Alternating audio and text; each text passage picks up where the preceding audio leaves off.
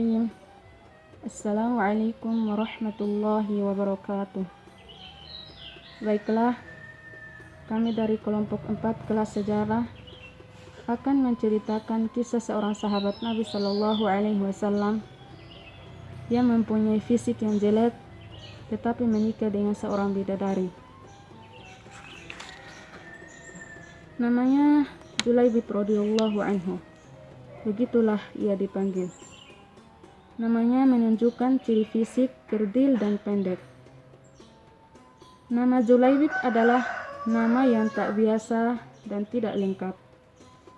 Nama ini bukan ia sendiri yang menghendaki dan bukan pula kedua orang tuanya. Julaibib hadir ke dunia tanpa mengetahui siapa ayah dan siapa ibunya. Demikian pula orang-orang semua tidak tahu dan tidak mau tahu tentang nasab Julaibib radhiyallahu anhu. Bagi masyarakat Madinah, tidak bernasab dan tidak bersuku merupakan aib yang paling besar. Tampilan fisik dan keseharian Julaibib yang lusuh menjadi alasan bagi orang-orang tidak mau dekat dengannya. Wajahnya terkesan sangar, pendek, bungkuk, hitam dan fakir. Kainnya usang, pakaiannya lusuh. Kaki-kakinya pecah, tidak beralas. Tidak ada rumah untuk berteduh. Tidak hanya berbantalkan tangan, berkasurkan pasir dan kerikil. Tidak ada perabotan minum, hanya dari kolam umum yang diambil dengan telapak tangan. Abu Barzah, pemimpin Bani Aslam, sampai-sampai berkata tentang Julaibib radhiyallahu anhu, "Jangan pernah biarkan Julaibib masuk di antara kalian. Demi Allah, jika dia berani begitu, aku akan melakukan hal yang mengerikan padanya." Demikianlah keadaan Julaibib kala itu. Namun Allah Subhanahu wa taala berkehendak menurunkan rahmat kepadanya. Tidak satu makhluk pun bisa menghalangi. Julaibib menerima hidayah dan dia berada di barisan terdepan dalam sholat maupun jihad.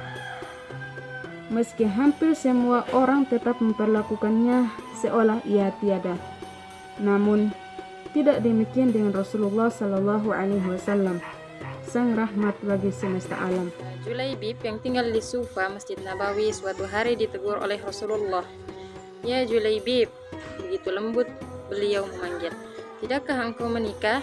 Siapakah orang yang mau menikahkan putrinya dengan diriku ini ya Rasulullah?" Kata Julaibib tersenyum.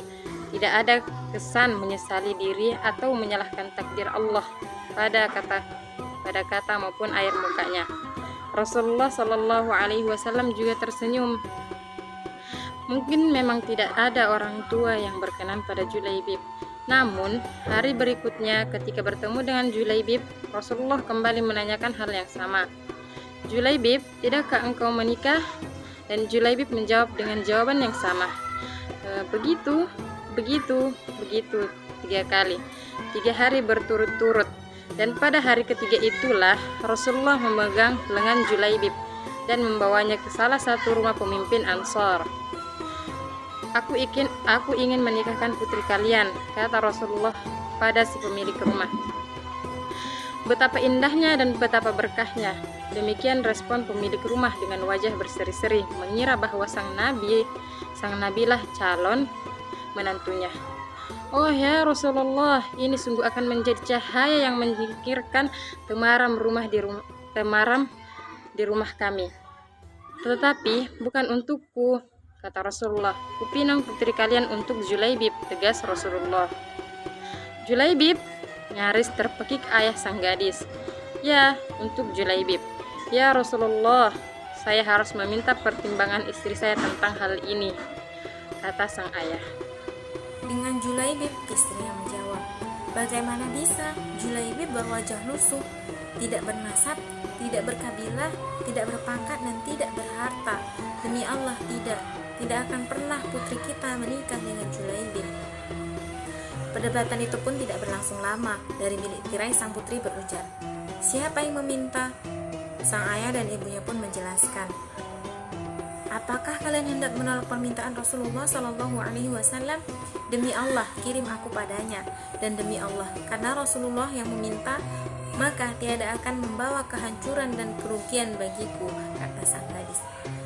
Sang gadis soleha itu lalu membawa ayat yang artinya tidaklah patut bagi lelaki beriman dan perempuan beriman apabila Allah dan Rasulnya telah menetapkan suatu ketetapan, akan ada bagi mereka pilihan lain tentang urusan mereka, dan barang siapa mendurhakai Allah dan Rasulnya, sesungguhnya dia telah tersesat dalam kesesatan yang nyata.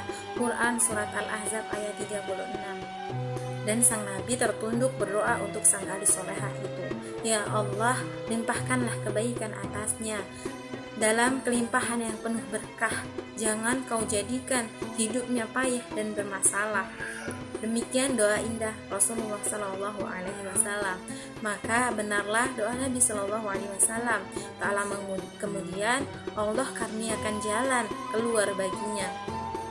Kebersamaan di dunia ternyata tidak ditakdirkan terlalu lama. Meski di dunia sang istri solehah dan bertakwa, tapi bidadari telah terlampau lama merindukannya di surga. Julaibib lebih pantas menghuni surga daripada dunia yang tidak bersahabat padanya. Saat syahid di medan perang, Rasulullah Shallallahu Alaihi Wasallam begitu kehilangan. Pada akhir pertempuran, Nabi Shallallahu Alaihi Wasallam bertanya, apakah kalian kehilangan seseorang? Tidak ya Rasulullah. Serempak sahabat menjawab, sepertinya Julaibib memang tidak berarti di kalangan mereka. Apakah kalian kehilangan seseorang? Tanya Rasulullah kembali. Nabi Shallallahu Alaihi Wasallam bertanya lagi. Kali ini wajahnya merah bersemu. Tidak ya Rasulullah. Kali ini sebagian menjawab dengan was-was. Beberapa orang menengok ke kanan dan ke kiri. Rasulullah menghela nafasnya. Tetapi aku kehilangan Julaibib, kata beliau. Para sahabat tersadar, carilah Julaibib. Maka Julaibib yang mulia pun ditemukan. Ia terbunuh dengan luka-luka di sekejur tubuh dan wajahnya. Di sekitar jasadnya ada 7 jasad musuh yang telah ia bunuh. Rasulullah Shallallahu Alaihi Wasallam dengan tangannya sendiri mengkafani jasad Julaibib. Beliau mensolatkannya dan berdoa, ya Allah, dia adalah bagian dari diriku dan aku adalah bagian dari dirinya, kata Rasulullah Shallallahu Alaihi Wasallam. Kiranya kita menyimpulkan bahwa ketakwaan merupakan harta paling berharga di sisi Allah Subhanahu Wa Taala, sebab kekayaan, rupa maupun kedudukan di dunia akan lenyap begitu saja ketika ajal. Demikianlah kisah Julaibib yang akhir hayatnya berakhir syahid ketika ia membantu Rasulullah Shallallahu Alaihi Wasallam dan para sahabat. Pilihannya berjihad dan merindukan syahid mendapat ganjaran indah dari Allah Subhanahu Wa Taala. Rupanya memang tidak seelok para bangsawan. Harta tak sebanyak yang dimiliki para raja. Namun, bidadari surga berebut menginginkan sosok Julaibib. Alhamdulillahirabbil alamin. Itulah kisah Julaibib radhiyallahu anhu. Semoga Allah Subhanahu wa taala melimpahkan rahmatnya kepada kita semua dan kita bisa mengambil hikmah dari kisah Julaibib radhiyallahu anhu. Sekian dari kami, kurang lebihnya mohon dimaafkan. Wabillahi taufiq wal hidayah. Wassalamualaikum warahmatullahi wabarakatuh.